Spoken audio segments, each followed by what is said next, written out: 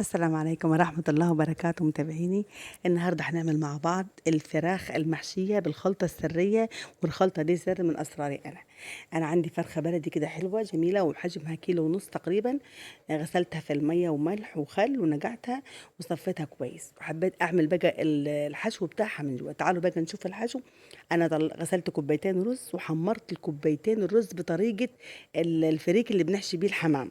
تمام، حمرتهم كلهم وما حطيت لهمش اي اضافات تانية غير حبة المية المغليين وحتة ملح وفلفل.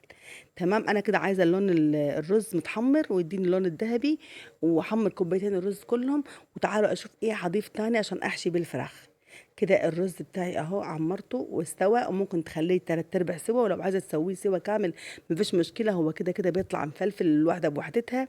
او بتضيفي عليها طبعا الخلطه التانية بتاعتها، بتضيفي عليها طماطمايه مخروطه ناعم. لو عايزه تبشريها في المبشره عادي، بس في الخلاط لا، لازم تكون يا اما مبشوره يا اما متخرطه ناعم.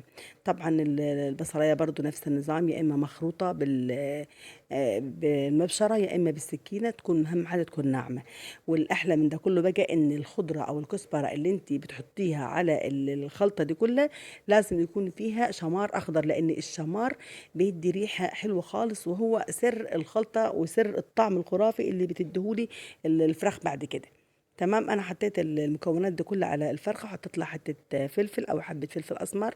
وعشان احشي بقى الفراخ طبعا كنت مفرغه الصدر بتاع الفرخه من الجلد، من فصلها من اللحم بصوابعي كده بالراحه عشان خاطر ما تفتحش معايا الفرخه. تمام، وحشيت النص اللي تحت الاول وقفلته. انت بقى احشي الفرخه باي طريقه تريحك، المهم ان الفرخه تاخد كميه الرز دي كلها، وتاخد في الصدر بكميه الرز دي كلها. تمام، انا كده حشيت النص اللي من تحت وقفلته كويس عشان خاطر ما يفتحش مني. تمام، وجبت بقى الصدر الفغاني وحشيته بالخلطه دي. عايزه اقول لكم ان الخلطه دي انا عملتها من سنين طويله كده لاولادي، وعجبتهم جدا، وطبعا بعملها لهم كل فتره كده، وبيحبوا الفراخ عشان خاطر الخلطه دي، لان فعلا الطعم بتاعها جميل جدا. حتى الرز لما بتعمليه جواها بقى بيبقى طعمه تحفه لما بتحط له الخضره والحاجات الحلوه دي. فعلا والله بيدي نكهة عالية جدا. أنا طبعا حشيت الفرخة كده، هنا أنت تحشيها بأي طريقة تريحك، المهم في الآخر لازم الصدر بتاع الفرخة يشيل كل كمية الرز دي. بسم الله ما شاء الله، الفرخة العادية البلد البسيطة بقت عاملة زي الديك الرومي زي ما أنتم شايفين. وعشان خاطر ما تفتحش معايا بقى في الحلة، لازم بسن السكينة كده الناعمة، لازم اديها تكة من هنا ومن هنا تحت ايه الأجنحة بتاعتها. تمام، انا حطيتها في الميه المغليه، لازم تكون الميه تغطي الفرخه، واحط الفرخه على ظهرها عشان لو حطيتها على صدرها لتحت هيتفتح في الحله، هيتفجر ونزل كميه الرز اللي فيها. تمام، حطيت لها بصلايه مفرومه او بصلايه مبشوره وطماطمايه وحبه كزبره خضراء صغيرين في الشوربه، بيديني نكهه حلوه خالص لما احط على الملوخيه على الشوربه، لان انا ناويه اعمل الملوخيه خضراء على شوربه الفراخ. تمام، وعملت هنا طاجن صغير كده من الكوسه. حطيت تقريبا نص كيلو كوسه في الطاجن الصغير ده، لان انا مش عايزه اكل كتير.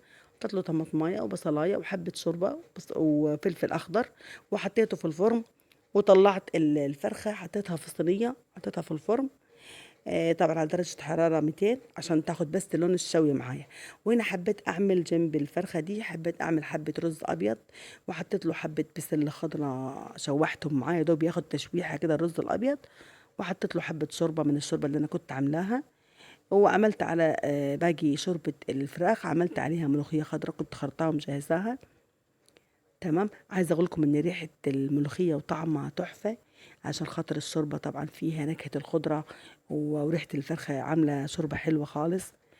وانا كده خلصت الغدا بتاعنا اهو، الملوخية وطاجن الكوسة الصغير وحبة الرز الابيض. عايزة اقول لكم ان الغدا ده كان بسيط بس تحفة تحفة تحفة طبعا بسم الله ما شاء الله، بألف هنا وشفا.